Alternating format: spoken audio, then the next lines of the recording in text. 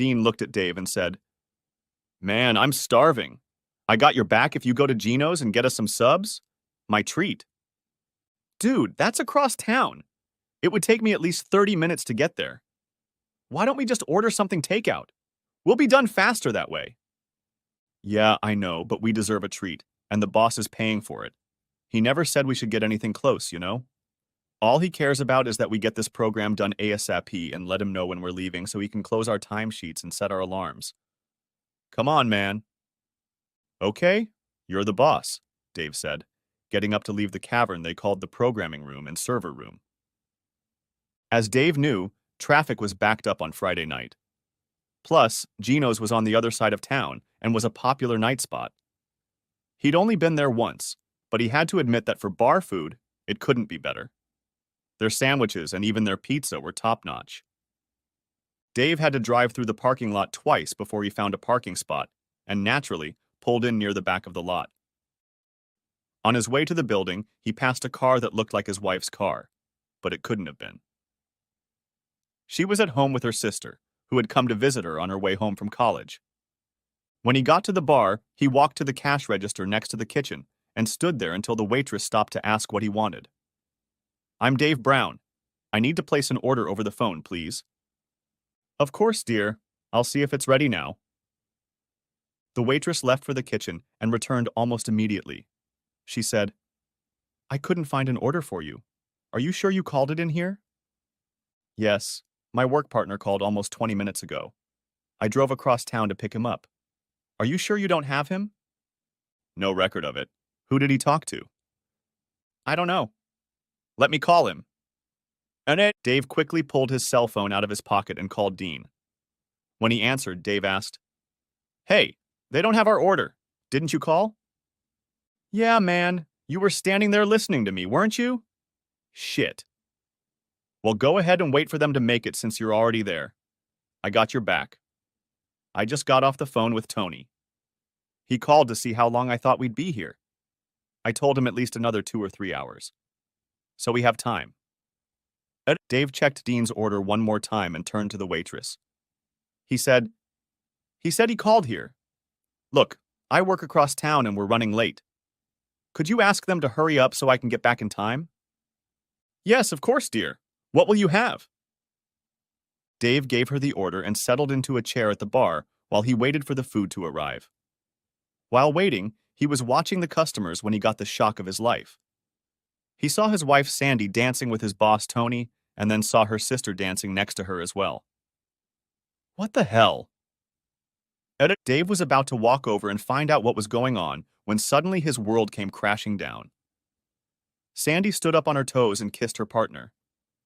Dave quickly snapped a couple of pictures and turned to follow them out of the bar. They walked across the parking lot to the row where Sandy's car was parked.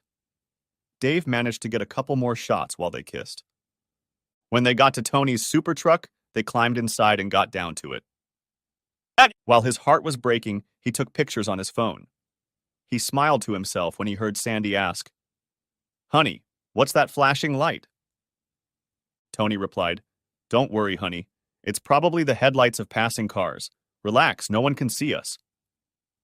An enraged Dave wrapped a handkerchief around his head like the robbers in old westerns did and swung the door open in front of the two lovers. He pulled Tony out of the truck, kicked him, and then rummaged through his pockets for his wallet and keys. He put the keys in the keyhole on the back door of the truck and took the wallet with him. He hoped that the two lovers would not see the keys and the truck would eventually be stolen. He planned to throw the wallet out the window as he drove through the bad part of town on his way to the office. Dave quickly made his way back to the bar and took his seat. Soon the waitress came over and said, "There you are. I thought you'd left or something. Your order is ready." "No, I've been here the whole time. I was talking to a friend of mine. I apologize for not noticing you sooner." "No problem. Here's your food." "Thanks," Dave said, took his food, and walked out of the bar. He walked to his car in a roundabout way to reduce the chance of being seen by his cheating wife and boss. Before he got in his car, he saw Sandy helping Tony into the truck and trying to calm him down. During the drive through town, Dave was shaking with anger. Twice he almost had an accident because of it. Finally, he pulled into the parking lot of his office and walked into the building carrying his food. He remembered to close the door behind him and angrily headed toward the server room where they worked. When he entered the room carrying the food, Dean smiled and said, "About damn time you got back. What did you do? Popped home for a bit?" Dave tossed the bag of food onto Dean's workstation and nearly collapsed into the chair next to him.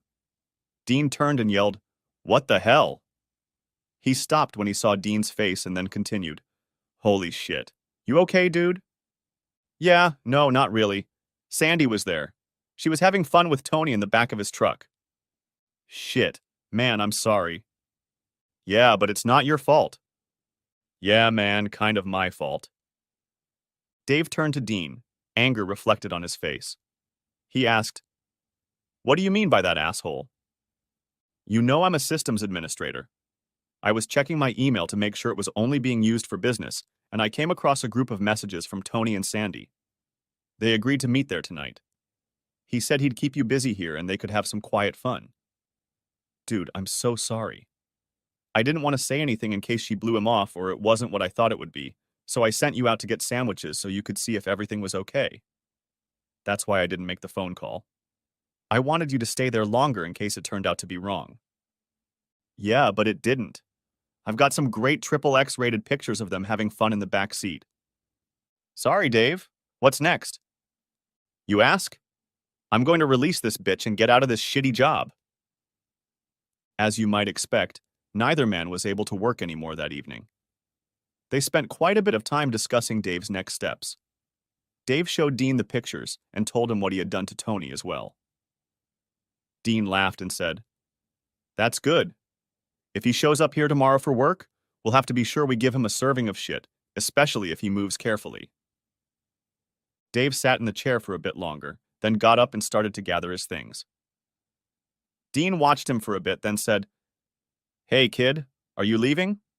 We're not done yet, and I won't have time to finish without you." "Yeah, I'm leaving. Screw Tony and his goddamn job. Sorry, man." "Dave, wait a minute. You can't just pick up and leave. What are you gonna do? Go home and bump into that bitch? What about Tony? You can't just let him get away with it. You gotta plan it, or you're gonna lose more in the divorce than you have to. Come on, man. Let's get this over with and make plans for you. They don't need any more warning than you have to give them." It was 2:30 in the morning when they had finished their project and could go home. They were standing in front of the door to the office when Dean tried to call Tony to remotely lock the doors and set off the security alarm. For some reason, he wasn't answering.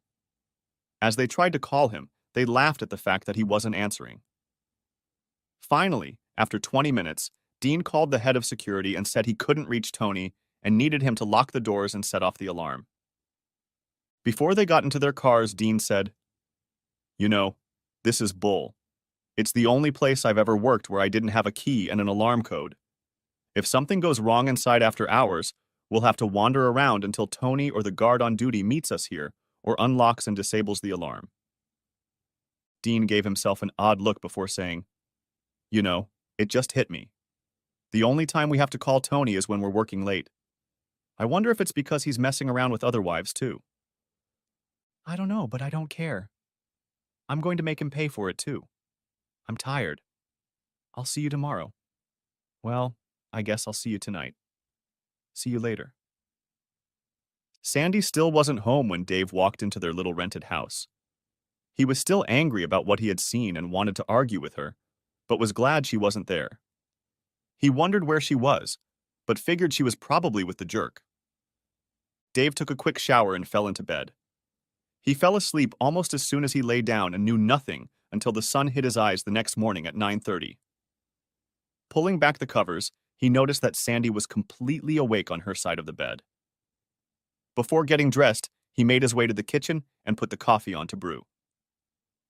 After drinking the coffee, eating a quick breakfast of a frozen sandwich and drinking more coffee, Dave went to work.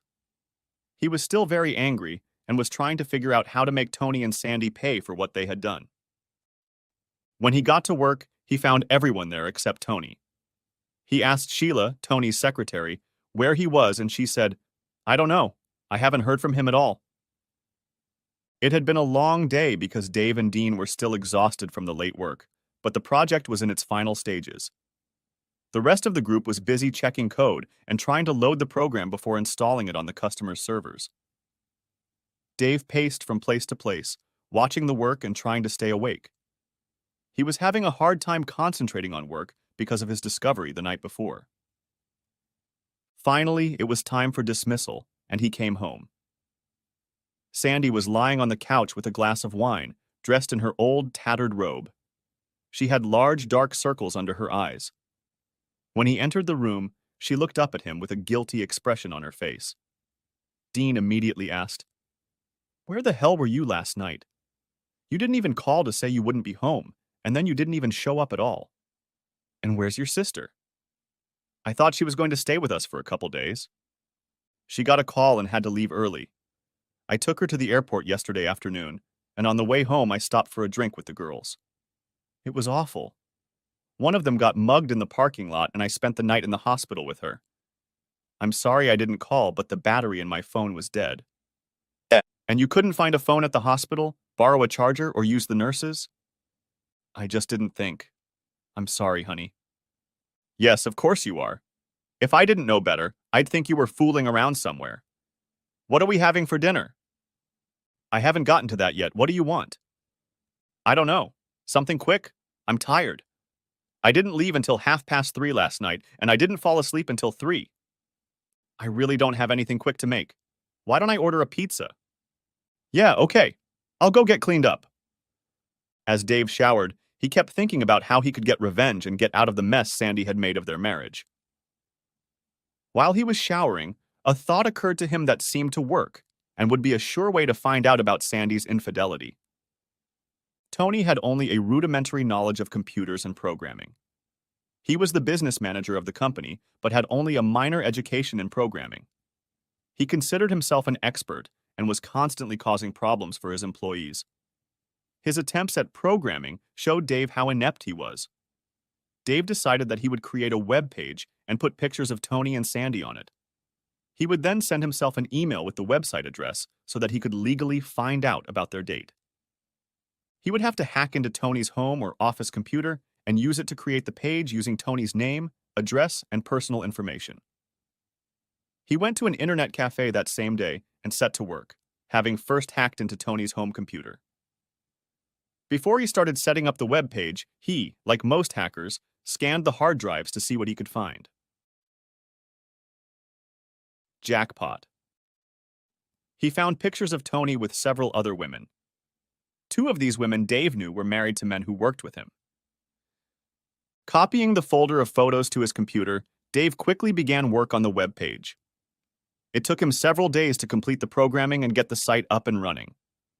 Every action had to be completed and posted on Tony's home computer to make it look like he was the one doing the work. Some days he was unable to work on the site for personal reasons, or because Tony turned off his computer.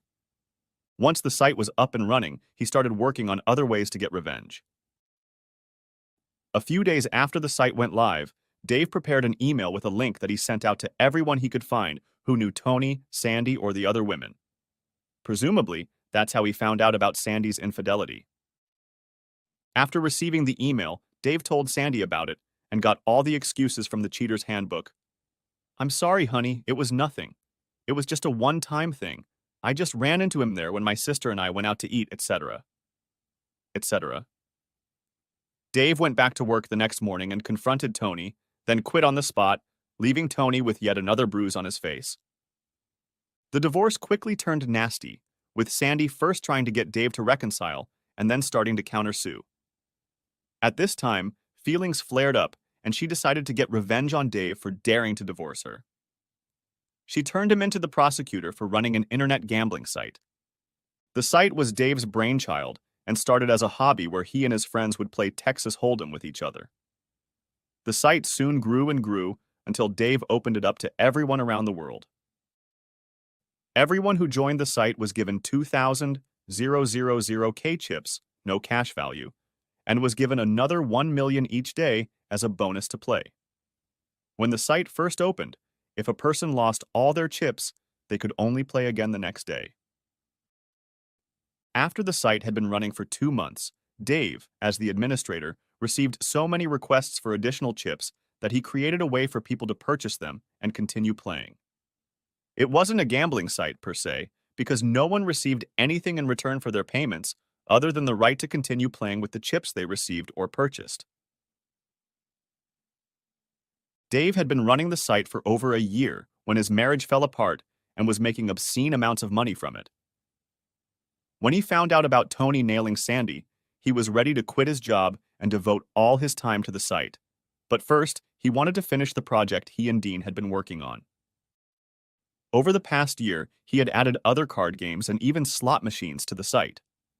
He was amazed at how much money people sent him to buy chips for the games and never won anything but extra chips, which they eventually lost.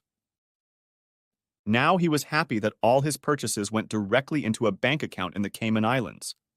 He was registered with the company and only received a minimum wage from it. As far as he knew, no one even realized he was the sole owner of the company. He knew that Sandy thought he was just a contract programmer. Now he was glad that was the case. She might be able to get some of his small salary from the web company, but probably not. Ever since he quit his job at Tony's company, he'd been making less than she was. During the divorce proceedings, Sandy turned Dave into the police as the owner of an online casino. They investigated and called him in for questioning twice, but since he was an employee, and none of the players were getting anything for their money but chips to play with next, they found no reason to prosecute. Her attempt to get him in trouble only made him even angrier, and he became even more intransigent about the divorce. Finally, after 7 months of fighting, the divorce was final. Dave was ordered to provide Sandy with minimal support for 3 years, based on the fact that he was still working when the divorce was filed. She graciously agreed to take a lump sum in lieu of monthly payments, and Dave was a free man. He didn't want to stay in the city where his life had become hell, so he decided to leave. Dave loaded all his belongings into a truck and a 14-foot trailer and hit the road, heading for parts unknown. One of his first stops had to be a nice river where his grandfather and father used to take him fishing. They'd camp on the gravel bank, catch, clean, and eat fish right there. Damn, his mouth watered at the memory. Dave found a gravel strip and set up camp just in time for an evening of fishing on the creek. The fish were nibbling and he had a hearty time, quickly forgetting why he had come and began to enjoy his time on the river.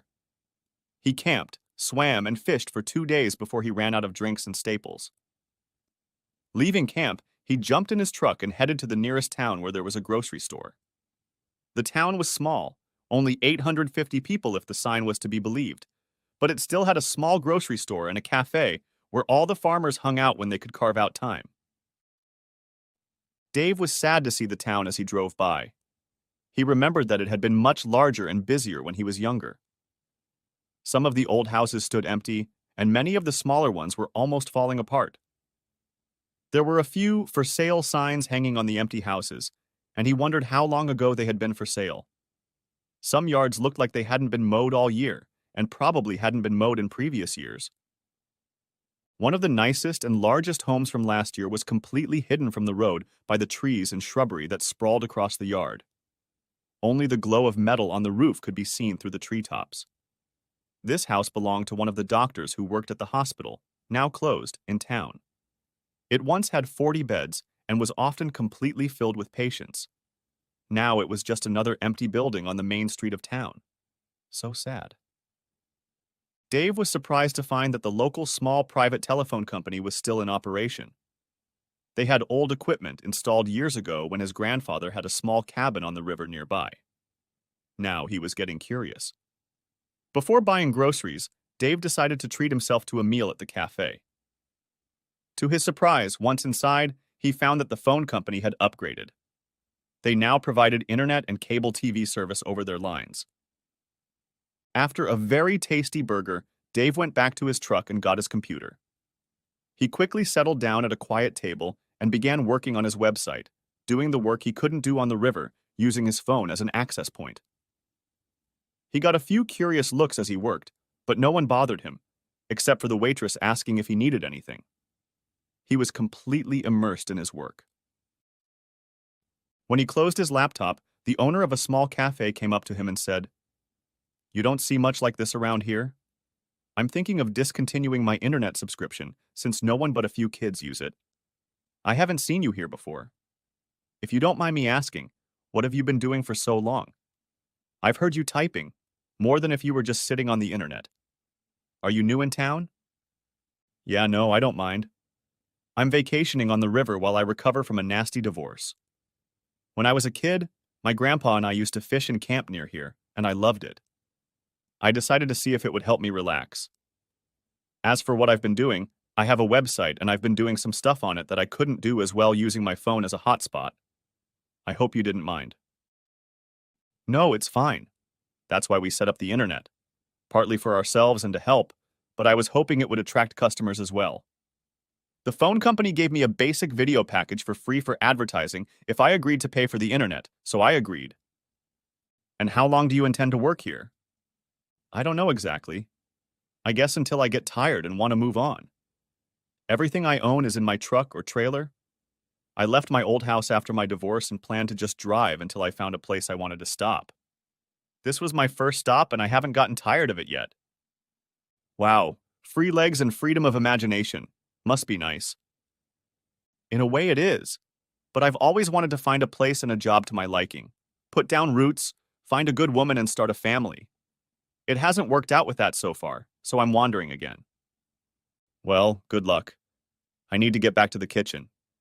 Let me know if you need anything else." Dave watched as the woman turned and walked back into the kitchen. Just before she entered the kitchen, he called out, "Hey, if it's not too much trouble, could you get me a salad, another burger and fries? And what time does the grocery store close?" "Sure, honey. I'll get it right away. You might want to stop by the store before you eat. They close at 6 and it's 5:30 now. If you don't, you won't have time to eat before they close. If you want, I can wait a few minutes while I make you dinner and you can get groceries." Dave smiled and said, "Thanks. I'll do that. Be right back," and stood up and headed for the door. Dave walked down the street about a block and entered a small grocery store. He quickly walked through the rows, selecting items from his list: canned soup, bread, chips, and a few cans of vegetables. Then, he headed to the refrigerators where he picked up lettuce, cheese, lunch meat, and even a couple small steaks. Like most small-town stores, the prices were considerably higher than in the big cities, but having no business in a big city, when you considered the cost of fuel, they were quite reasonable. He quickly paid for his purchases and walked back to his truck where he put the cold groceries in the refrigerator. The truck was equipped with an inverter, so the cooling was ice-free. The small camping generator on the trailer charged the batteries so he could use it on the river as well as lighting at night and charging his computer and phone. Dave walked back into the cafe and smiled when he saw the hostess carrying a salad to the table he had been sitting at all day. She placed the salad, dressing, and a few crackers in front of his chair and said, "Here you go. I put the burger in for you when I saw you packing the groceries in the truck. It won't take long." By the time Dave finished his meal, there were several other customers in the little cafe. Some were alone, a few couples and one family. When he paid, the woman thanked him for his business and said, "I hope you'll come again. It was nice to have someone here during the day. It can get lonely here sometimes. If you're still here, come and join us for lunch on Sunday. My specialty is fried chicken with all the spices. Well, of course, we have the usual dishes too." I think I will." "Thanks," Dave said, and turned to leave. A few days later, Dave returned to town, and the first thing he did was head to the cafe. Once inside, he stopped for some reason and looked at the bulletin board on the wall next to the cash register. There hung a list of properties for sale and one notice on county letterhead about a property being auctioned off on the courthouse steps for non-payment of taxes. The sale will be held next Tuesday at 10 o'clock in the morning. Twyla, the owner of the cafe, saw him looking over the list and smiled before greeting him. "Good to see you again, Dave. How are you doing?" "Good, Twyla. I needed to get some groceries, so I thought I'd stop by for another one of your good burgers." "Okay. Do you want one now or will you wait a bit?" "I guess I'll wait." He picked up his computer case and continued. "I thought, if you don't mind, I'd do a little work first." Sure, can I get you anything right now? Yes, unsweetened iced tea would be nice. When Twyla brought him the tea, she asked, Saw you looking at the bulletin board. Are you looking for something or just looking? Mostly just looking. I started looking at the auction listings and then I saw all the properties for sale. It surprised me that all the properties were being sold for non-payment of taxes. It seemed to me that there were 3 or 4 places. Yes, there are. The same ones year after year, only now and then new ones come up. One of them is old Doc Fisker's house. It's been listed for 6 years and nobody's even put it up for auction. As far as we know, he has no family left after his death, and no one needs the house enough to buy it. Of course, that's not surprising. There are several houses for sale in town, and perhaps 1 or 2 a year sell. Where is his house located, Twyla? You drive past it as you enter town. You can see the yard from here. See all those trees on the hillside by the creek? Every now and then you can see the roof glisten when the sun hits it. Yes, I can see it. It looks like a pretty big house. Strange that no one wants it. Once upon a time, it was not only the biggest house in town, it was also the swankiest. I don't know how it is now. I wouldn't be surprised if it's in really bad shape. Kids must have broken in the door and made a mess in there. A couple other empty houses burned down from them getting in, getting high on dope and setting them on fire. Dave didn't know why, but he was intrigued by the big house hidden in the thicket of the yard. He felt calmer and, surprisingly, happier in this small town than he had in months or even years. Every now and then while he worked, he would just sit and think about the old house and the tax sale. Finally, Dave managed to get his mind off the thoughts of the old house, and he got to work. At about 1 o'clock in the afternoon, he closed the computer and leaned back in his chair. Twyla saw him and called out from the kitchen. Are you ready for lunch, Dave? Yes, thank you, Twyla. I'm thinking another salad and a burger, but can we add onion rings to the burger today? Sure, I'll be right out, she said. While he waited for his portion, Dave made small talk with a couple of farmers who had not yet left after lunch. One of them said, Been seeing you around for a couple weeks now. Did you move nearby or something? No, not really. Got rid of my cheating wife, quit my job when I found out she was with my boss, loaded everything I owned into a trailer and left. My grandfather used to bring me out here in the summer to fish, so I camp on the same old gravel pad we used to use and try to relax. Every once in a while I stop in here for groceries and one of Twyla's burgers. I use her internet to do the work I can't do using my phone as a hotspot. I thought you said you quit your job. What kind of work were you able to do from the cafe? As a part-time job, I ran an internet gaming page and still do. I do housekeeping here and keep the site in order, so I still have some money. I don't know what half of that means. I guess you're just one of the guys I've heard about. Say, you're not the guy who lives in the old trailer on the river, are you? Maybe I am. I didn't piss anybody off, did I? No. Joe's used to people parking and fishing on that gravel strip. Hell, everybody's been doing that for years. As long as you don't tear anything up and let his cows out, he doesn't mind. Shortly thereafter, the 2 farmers paid up and left. When Dave saw Twyla paying them off, he decided it was time for him to leave too. He paid the bill and went to the store to get groceries. After loading the groceries into the truck, he climbed in and started to drive out of town. For some reason, as he started to drive past the old doctor's house, he stopped. Dave wanted to see the old house.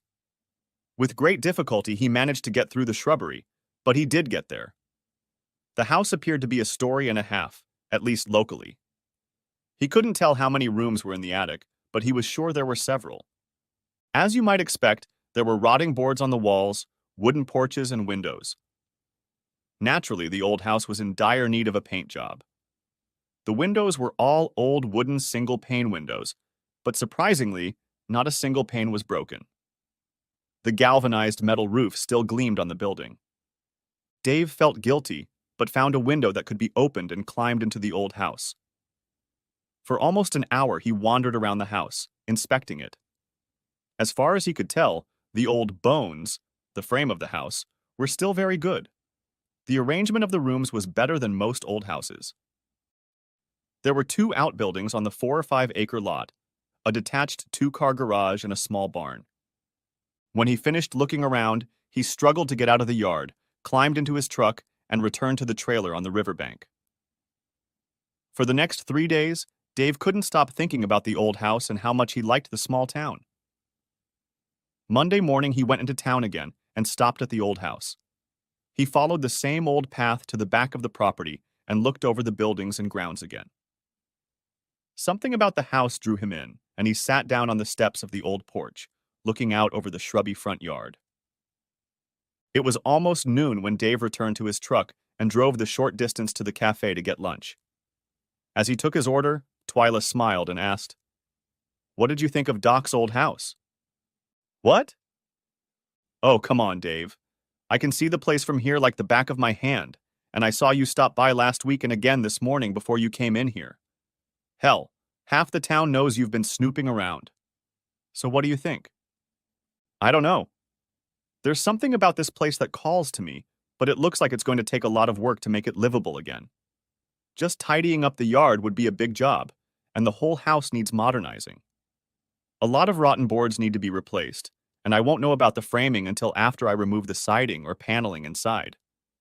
Apparently the wiring and plumbing will need to be completely redone. I just don't know." "Yeah, that's probably why no one else is bidding. Yeah, and no one else wants to live out here in the middle of nowhere. So, do you want another burger tonight or something else?" "Burger and rings, please, Twyla." As he sat and waited for his lunch, Dave kept looking toward the old house. He didn't even go to his website while he waited. The whole time he ate, he kept looking toward the house and then forced himself to log onto his computer and do what little work he had left to do. Soon he finished his work, and instead of going to the grocery store to get supplies, he returned to his camp.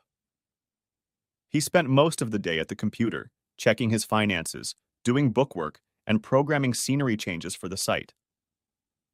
There were over 50,000 players on his site, and they were spending an average of $5 a week to buy chips. Of course, some were good enough or lucky enough to never buy chips, while others bought them almost daily. If this trend had continued, he would have made about $13 billion in a year. Depending on the year and the value of the equipment, his profits were usually 15 to 20% of the total. Dave had had a restless night and got up just after dawn.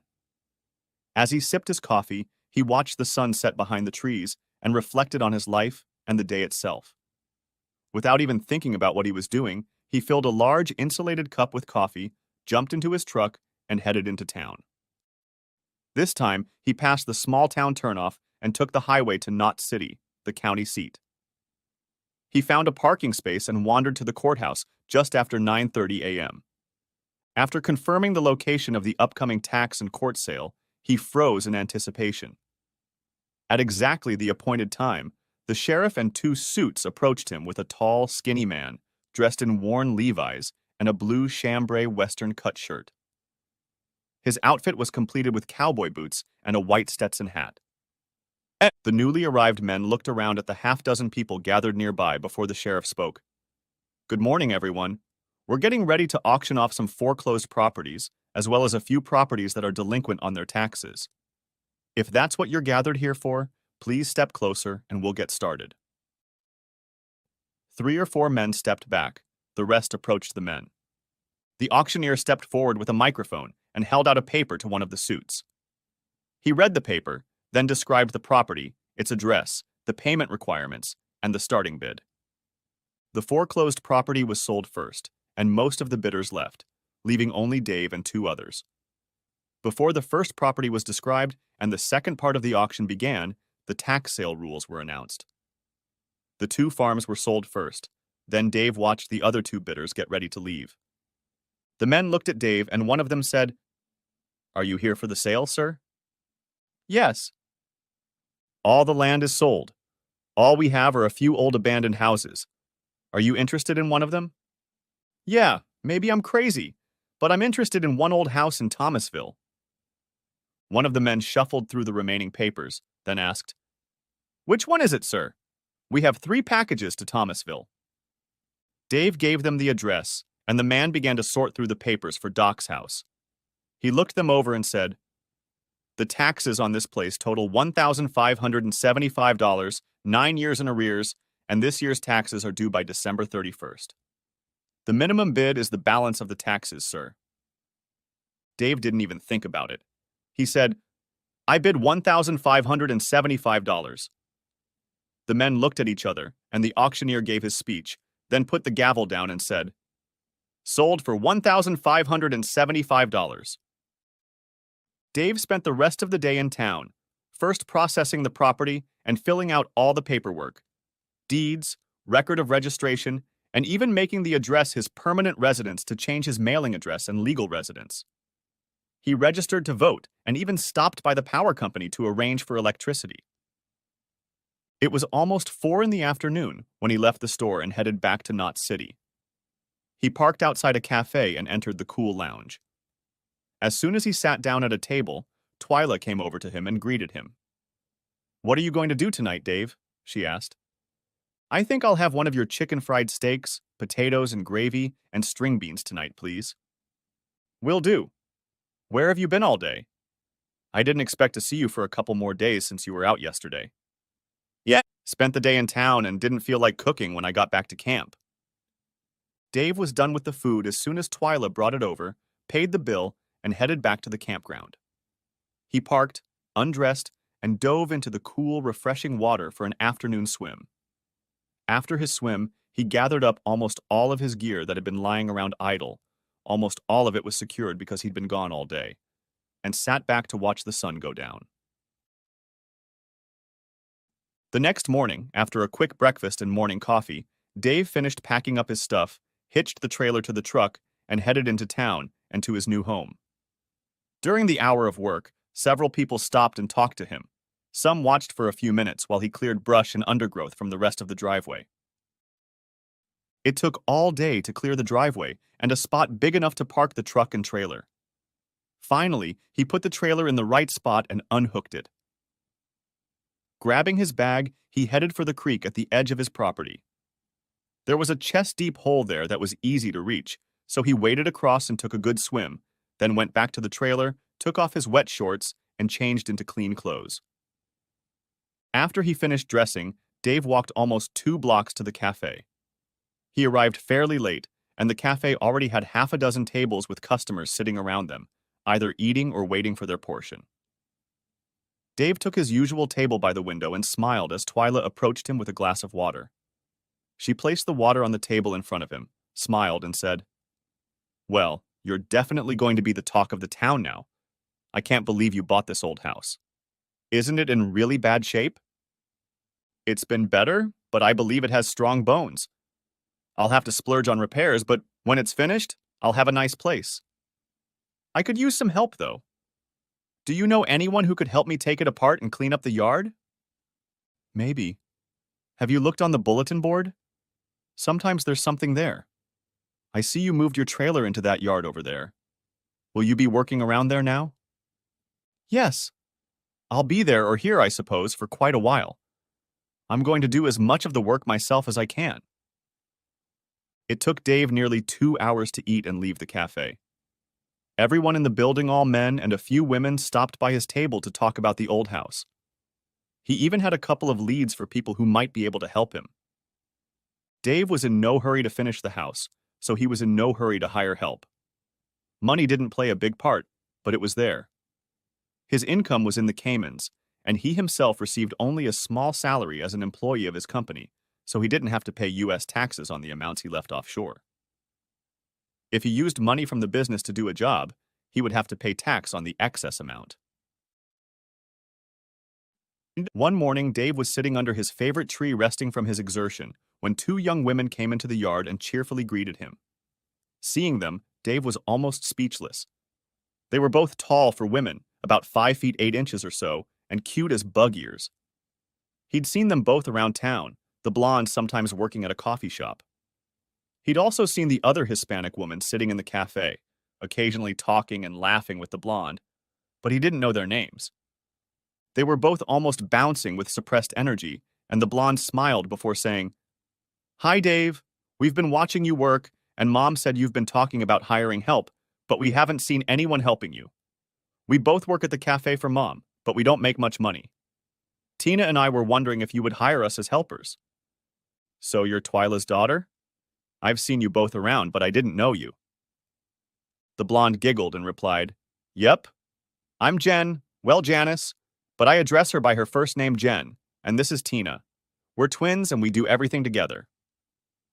Dave looked at the two very different girls and said, Twins? Jen laughed and replied, Well, we have different parents, but we're kind of twins. We were born on the same day, but 20 minutes apart in the same hospital. That's why we call ourselves twins. We've been best buddies forever. I've thought about hiring assistants, but I haven't decided yet. There are a few things that would be easier to do with help, but I don't have a lot of money, so I'm putting things off. I'm not really in a hurry to finish the job, so I'm letting things take their course. I just want to be able to move in before the cold weather hits this fall. And the two girls looked at each other for a moment before Tina said, Anything we can do will help a lot. We're both going to college this fall, and we need to earn as much money as we can. We don't know much about construction, but we can do a lot if you show us how. Well, maybe I can help a little. I remember what it was like to be a poor college student. What course are you in? What's your major? John replied, We are starting our sophomore year. I want to be an elementary school teacher, and Tina is going to study computer technology. They chatted for a few more minutes before John said, We should get going. We promised Mom we'd help out a little today. I'll see you later. Dave watched as the two beauties strode down the street and into the cafe. He watched them all the way. When they were out of sight, he got up and went back to his work. He was pulling windows out of the house and replacing them with triple-pane PVC windows. Each window opening had to be resized so that standard-sized windows could be used rather than buying more expensive, custom-made ones. It was much, much cheaper, but much more labor-intensive. Shortly before noon, Dave dismissed himself and went to the cafe to have lunch. This time, as he walked inside and headed to his table, Jan and Tina jumped up and greeted him. Twyla was already heading to his table when she saw the girls walk up to him. She smiled and walked back into the kitchen where the girls had just come from. Hi, Dave, Tina said. What can we get you today? I think I'd like a chicken enchilada platter today, please, and an iced tea. Jen smiled and said, I'll get it right away. You're going to love it. Tina and her mom made it, and they cook just fine. Finishing his meal, Dave walked over to the cash register to pay. He smiled when Twyla greeted him. I can't say this is the first time, but these two sure made their way over this afternoon. I usually have to ask them to wait at the table if I'm busy in the kitchen with Tina's mom. I've seen them here before, but today was the first time I met and talked to them. They came up and asked me for a job. They said you sent them. What? You're kidding. No, I didn't suggest they ask you for a job. I just mentioned that you were talking about hiring someone part-time to help with the harder work. I can't believe they asked for help with remodeling. I won't say they are lazy, they are not, but they are very picky about what work they will do. They help out here from time to time but complain about it all the time. I can't believe they want to do the hard work they'll have to do if you hire them. So you don't recommend them? No, I didn't say that. If you give them a job, they'll do their best to do it right, and for their pay, they'll give you an honest day's work. I'm just surprised they agreed to do the work and asked you about it. Oh, I didn't say anything about hiring them. I try to do as much as I can myself to save money, but I'll need help soon. Do you think they're strong enough to do the heavy work? Do they know anything about construction at all? John doesn't know, but Tina's father is a contractor, and she used to go to construction sites with him a lot when she was younger. I think she knows quite a bit. So, how was dinner? You surprised me by not taking your invariable hamburger tonight. Dave laughed and said, It was really good. I still like your hamburgers, but I wanted to try something different, and I really like a good Tex-Mex. This would be perfect with chips and salsa. We talked about doing that, but we'd have to charge a little more, and we couldn't just bring them in early like they do in Mexican restaurants. I understand, but to me it's just Mexican food. You should work on a good pizza too. I don't feel like driving to the county center when I want pizza. Twyla laughed and replied, You don't want much, do you? You know you can't have such a big menu in such a small place. Maybe you'd like to work here and pay for all that extra stock? Dave laughed and said, No, not really. I'm just saying. Twyla smiled and Dave stood up, getting ready to go back to his work. She followed him to the cash register and took the money. Then they went their separate ways again. The next morning, Dave had barely gotten to work when Jen and Tina showed up, dressed the same as the day before. Hey, Dave, Tina said. What are we doing today? Dave frowned before answering. Well, I was going to finish repairing the siding so I could paint it in the next day or two. What are you two doing today? Ian looked a little guilty or maybe scared and said, Whatever you want. We're willing to try anything. Dave didn't know what to say to that. The girls seemed to think he was going to hire them or had already hired them. He didn't know what to say or do and just froze for a moment. The girls started to get worried and were about to leave when he finally said, Well, if you're sure you want to do something here, I guess I could use some help, but you shouldn't be dressed to do anything too dirty or heavy. Dave looked around at the work that needed to be done, and a thought occurred to him. He was working on the back of the house, replacing damaged siding and deteriorated boards, but the rest of the house was ready to be painted. He'd already peeled off the old paint that had fallen off and sanded the edges, so all that was left to do was paint. I'll tell you what, he said. I'm still working on the back of the house, but if you want to paint the outside of the house, you can do that. The paint is on the porch, and as you can see, I've still set up the scaffolding on the side so I can start on top. The girls smiled. Jan said, Come on, Tina, let's get started. They turned and hurried toward the house and their new job. Dave never knew how long the girls would be working, or if only one of them would be there. Usually when one or both were out, he found them working in the cafe when he went to lunch.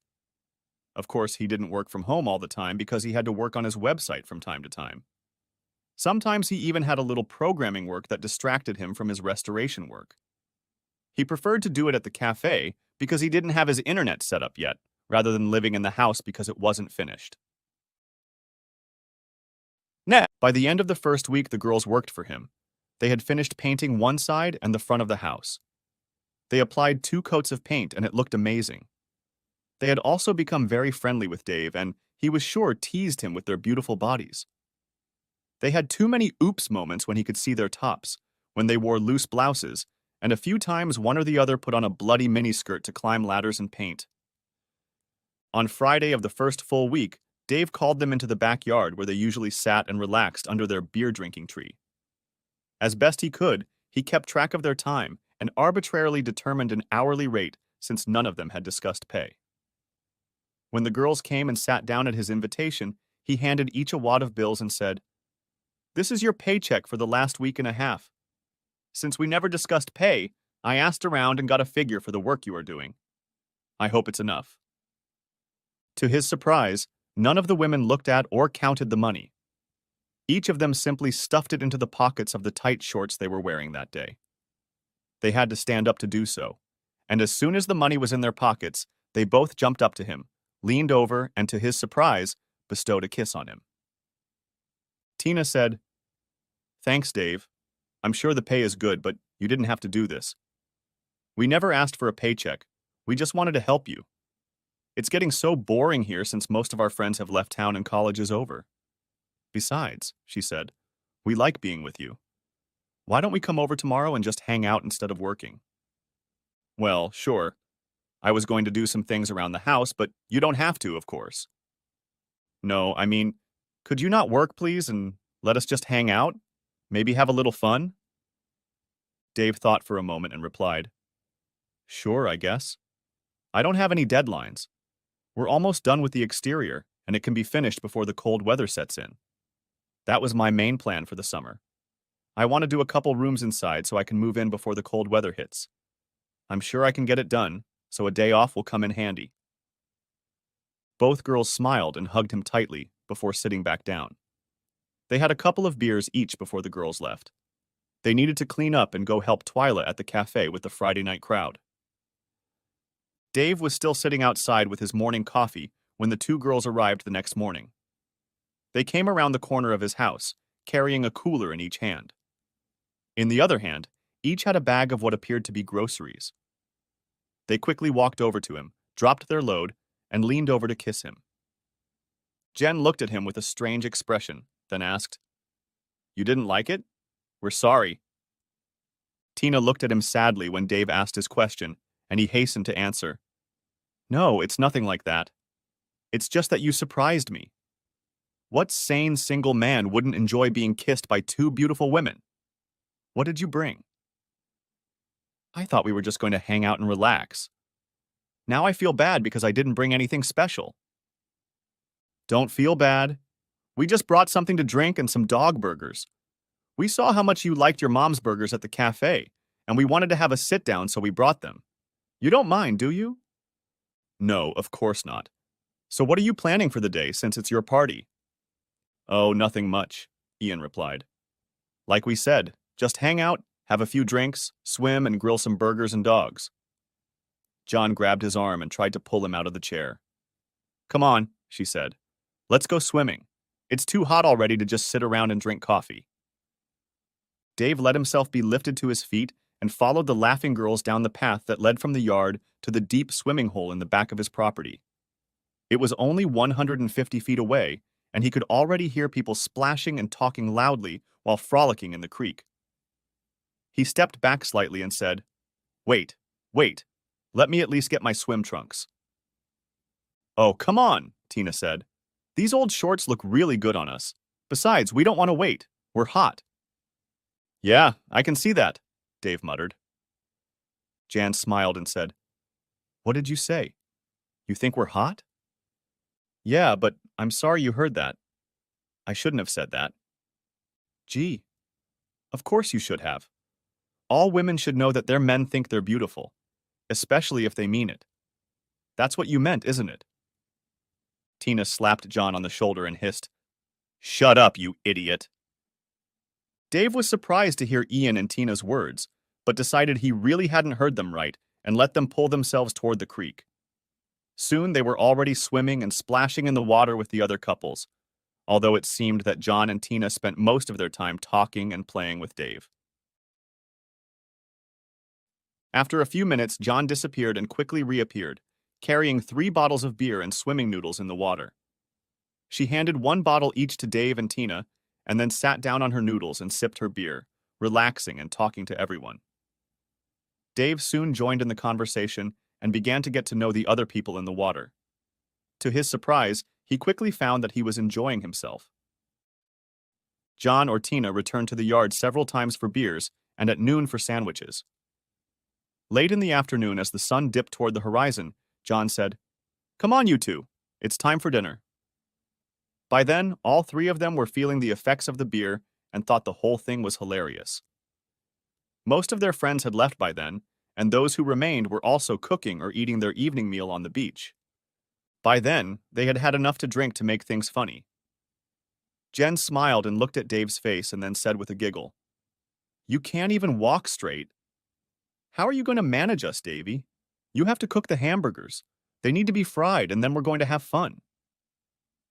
Tina poured another shot of beer into Dave's hand, while Jen fired up the nearby gas grill. Once the grill was fired up, the ladies started pulling things out of the refrigerator and the bags they had brought earlier. They quickly placed the food and paper plates on the small table, then grabbed a glass of beer each and sat down with Dave while the grill heated up. When Jen decided the grill was hot enough, she said, "Dave, I think the grill is ready and you can cook the burgers and sausages, and we'll get the buns ready for the meat." She and Tina giggled as they walked to the table and started making the buns for the burgers. Soon they were eating burgers, chips, and great BBQ beans that Jen had brought from her mom's cafe. After eating, they cleaned up and headed back to the creek for a late afternoon swim. By the time they got back to the creek, everyone else had left. After cooling off, all 3 of them returned to Dave's yard and then pushed him into the tent and laid him on the bed. "Girls, what's going on here? Why are you doing this?" They both lifted up slightly to look him in the eye, and Ian said, We've seen you watching us at the cafe almost from the first day you started coming in. You've never been rude or obnoxious like most of the boys we've met, and Mom really likes you. None of us found anyone in the neighborhood or at college that we liked enough to date more than once or twice. You're the exception. We spent all summer with you, and you never treated us badly. We wanted to date you and see if there could be something between us, but you never asked, so we decided to take matters into our own hands. Okay, I guess I can understand that. You know how much my wife hurt me, and I was afraid to go out again. Plus, you're almost 5 years younger than me. I didn't think you'd be interested even if I asked. Well, you're wrong. We were and are very interested.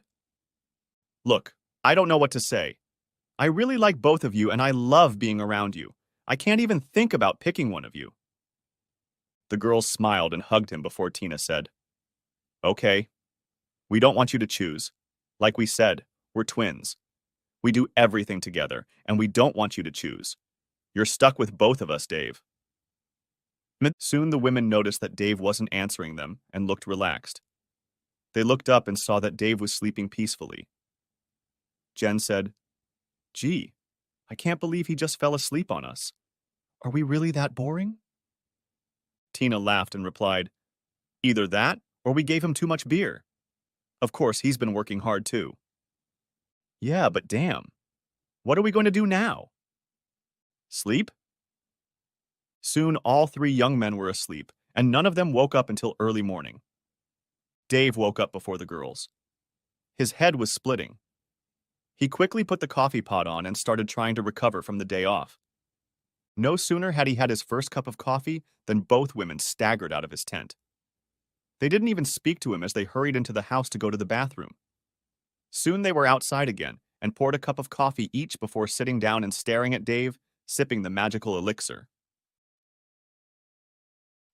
After they had emptied the cup, with minimal conversation, Dave looked at the women and said, You are dangerous. Now I'm going to go to the cafe and get some breakfast. Are you coming? They looked at each other for a moment before Tina replied, Yes, but I'm not sure I can eat much. As the three young people slowly walked into the cafe, Twyla looked at them, laughed, and said, I heard you guys had a blast. I hope you learned your lesson. Dave looked at her after collapsing into his usual chair with a young woman on either side of him and said, I resent that, Twyla. Contrary to rumors and someone else's plans, I remain as pure as the driven snow. They've been feeding me demon rum, but they've failed to corrupt my morals. Jen blushed and, clapping Dave on the shoulder, replied, Hey, that's my mom. You don't have to say things like that to her. Besides, you didn't swear that much before you came to bed with us. Most of the male customers laughed when she said that, and Twyla replied, You girls didn't fight. Oh, never mind. What'll you have, Dave? Dave ordered, and Twyla turned toward the kitchen. Ian said, Mom, what about us? If you want something, come with me and make it yourself. You're not a paying customer. John and Twyla looked at each other, then got up and slowly followed John into the kitchen. Everyone could hear muffled voices interspersed with the usual kitchen sounds. While the food was cooking, Dave received a few minutes of gentle remarks from his friends and even a few warnings about the girls. Soon Jen and Trina came out of the kitchen with plates of food, which they placed neatly on the table before sitting down themselves and beginning their meal. Once again, there was little conversation as all three of them tried to recover from a day of partying. Dave finished his meal a little before the women and sat while they finished theirs. When they were done, he stood up and said, I need to go home and recuperate. I'll see you two. Then headed for the cash register. Twyla met Dave at the register and took the money from him. As soon as he was outside, Jen and Tina joined him, one on each side, and put their arms around his waist. He looked at each of the women, but said nothing. He hugged each of them, and they all walked slowly toward his house. When they were in the backyard, Dave collapsed onto the bed and fell asleep almost immediately, barely noticing that both women had done the same, putting him between them again. They slept until almost noon, until nature called them again and they took turns going to the bathroom. Afterwards, they sat and drank iced tea. Dave said, Did you girls just pout your lips yesterday? Or should I be alerted to some of the things you said? Jen replied, What things? I don't remember much of our conversation. I remember laughing and goofing around a lot, but I don't remember what we or anyone else said. You know, you both said you wanted to sleep with me. Oh, that. Yeah, but you already knew that, didn't you? No, not really. I mean, I knew you were teasing me, and I was trying to decide which one of you to ask out, but nothing more than that. Dave, I think I remember us telling you that it doesn't work that way. We both really like you, and we share. Neither of us have found anyone else we care about, and we love each other like sisters.